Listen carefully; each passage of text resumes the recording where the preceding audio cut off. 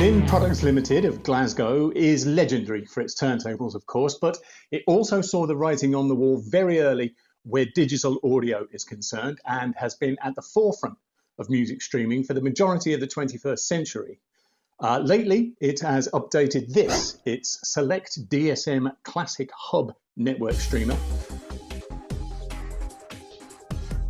And at the same time, or more or less the same time, it launched its first couple of pairs of passive loudspeakers in quite a while. I have a pair of the floor-standing 150s here.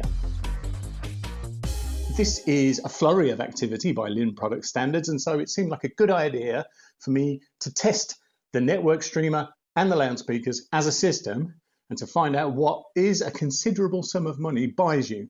So the 150 floor-standing speakers are a reasonably compact design. They're a three-way with dual bass reflex port venting down out of the bottom of the cabinet onto the fixed boundary that's provided by the integrated plinth.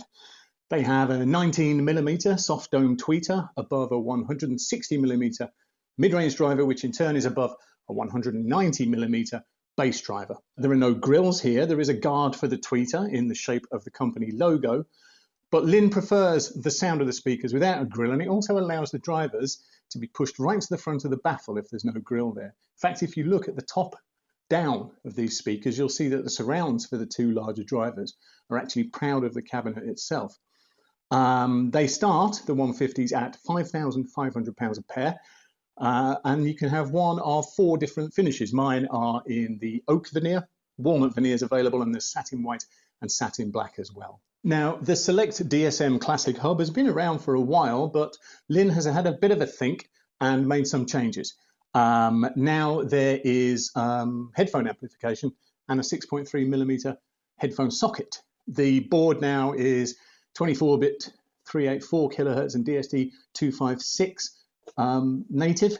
There is a pre-out for a subwoofer, and that's along with a whole host of analog and digital possibilities here. There are moving magnet and moving coil phono stages, digital optical inputs, digital coaxial inputs, one of which can be turned into an output. There's an Ethernet socket, an HDMI socket, HDMI ARC actually, a USB-B socket. So it's pretty flexible in that respect. When it comes to controlling your Linn Selekt DSM Classic Hub, you have a few options. There is a fairly large, fairly comprehensive and fairly tactile remote control handset. There is a free control app for iOS and Android, which is called Linn.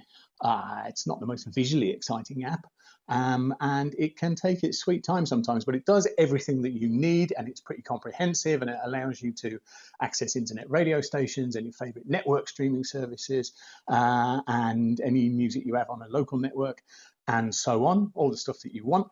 And there's a very nice, attractive, and difficult to film volume control on the top here. It's acrylic, and there is a row of 100 gently glowing, very slender LEDs under here, letting you know how much volume you've dialed in.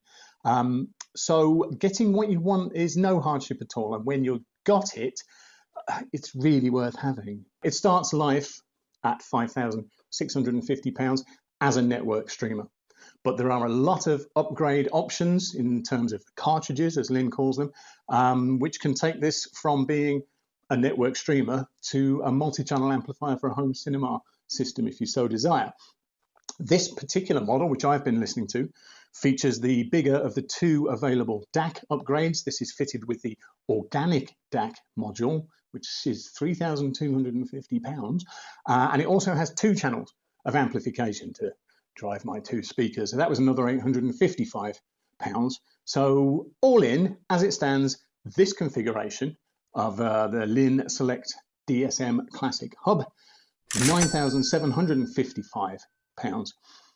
So if you want to do the math, you'll know that this system is slightly more than £15,000. Not an inconsiderable sum of money, I will concede. So, you know, what does that buy you? Well, obviously that money buys you some extremely well-made, beautifully finished equipment. But in terms of sound quality, it buys you audio quality that is basically quite humbling. I would direct you to sound-advice.online for chapter and verse because I have written about the sound of this system at length there, and it is approaching a rave reveal, I would suggest. What I will say for now is that Linn has had for a long time a bee in its bonnet about time alignment that is the size of a jumbo jet. Time alignment in Linn speak means that the entirety of the frequency range from top to bottom in its entirety reaches your ears at precisely the same time, no matter how many individual drivers are producing it and what sort of frequency and sound wavelength you're receiving. Everything has to arrive in full at exactly the same time, because if it doesn't, it won't sound as natural and as musical as Linn thinks it should. Now, I'm not in a position to decide whether or not the time alignment of this system is perfect, but I know what it sounds like, and it sounds extraordinary. It is endlessly listenable, agile, detailed, robust, maneuverable, rhythmic, punchy, dynamic. Every positive word that applies to sound reproduction applies to this system. I'm going to have to send it back tomorrow. The courier is booked, and I am giving strong consideration to pretending to be out.